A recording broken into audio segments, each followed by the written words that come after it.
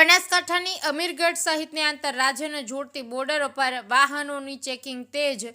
PI સહિત police staff દ્વારા રાજસ્થાન તરફથી આવતી દરેક ગાડીઓ ઝીણવટભરી તપાસ શરૂ કરાઈ છે। શંકાસ્પદ લક્ઝરી તેમજ પ્રાઇવેટ વાહનોની ચેકિંગ કરી તેજ। દિલ્હી બ્લાસ્ટ બાદ બનાસકાંઠા પોલીસ એલર્ટ મોડમાં આવી ગઈ છે। થરા શિહોરી નેશનલ હાઈવે ઉપર આવેલા ડુંગરાસણ પાસે એક ટ્રક પલટી જતા ચાલકને સામાન્ય ઈજાઓ થતા સારવાર અર્થે ખસેડવામાં આવ્યો છે।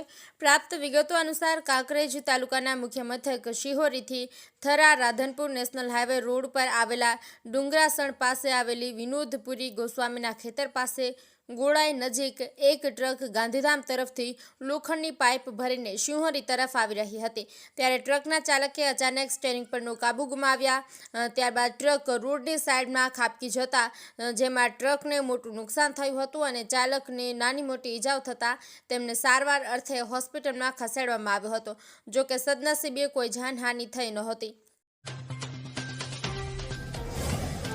ડીસા જીઆઈડીસીમાં ફૂડ એન્ડ ડ્રગ્સ વિભાગના દરોડા। ડીસામાં તાસવી માર્કેટિંગ અને વેદાંત ફૂડ પ્રોડક્ટ્સમાં શંકાસ્પદ ઘીનો મુદ્દામાલ કર્યો સીલ। ફૂડ એન્ડ ડ્રગ્સ વિભાગે બંને ફેક્ટરીઓમાંથી 1500 કિલો શંકાસ્પદ ઘી 8.98 લાખનો મુદ્દામાલ કર્યો સીલ। ફૂડ એન્ડ ડ્રગ્સ વિભાગે બંને ફેક્ટરીઓમાંથી સેમ્પલ લઈ પરીક્ષણ અર્થે મોકલી આપ્યા છે। બંને પેઢીઓ સામે અગાઉ પણ સબસ્ટાન્ડર્ડ ઘી અંગે કેસ થયેલા છે। ડીસામાં આ ખાદ્ય ચીજ વસ્તુઓ બનાવતા વેપારીઓ બેફામ। દાંતીવાડા ડેમ નજીક બનાસ નદી ઉપર બાંધવામાં આવેલો પુલ જોખમી બન્યો છે। પુલ ઉપર પ્લેટો ઉખડી ગઈ છે, જોઈન્ટ ખુલ્લા જોવા મળી રહ્યા છે।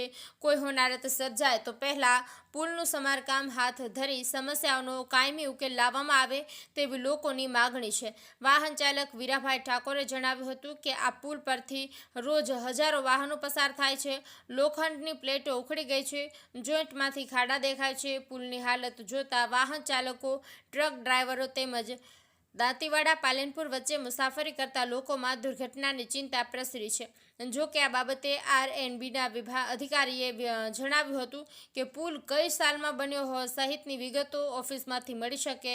પુલનું મેન્ટેનન્સ કામ ચાલી રહ્યું છે।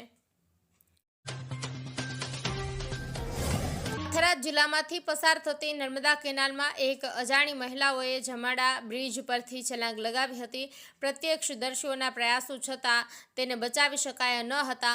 આ ઘટના જમડા બ્રિજ નજીક મુખ્ય નર્મદા કેનાલમાં બની હતી। મહિલાએ પુલ પર પોતાના ચંપલ બહાર ઉતાર્યા હતા। બાબુભાઈ નામના એક વ્યક્તિ પાઇપમાંથી કચરો સાફ કરી રહ્યા હતા ત્યારે તેમને પાણીમાં કંઈક પડવાનો અવાજ સંભળાયો। અવાજ સાંભળીને તેણે જોયું તો એક મહિલા પાણીમાં પડી હતી।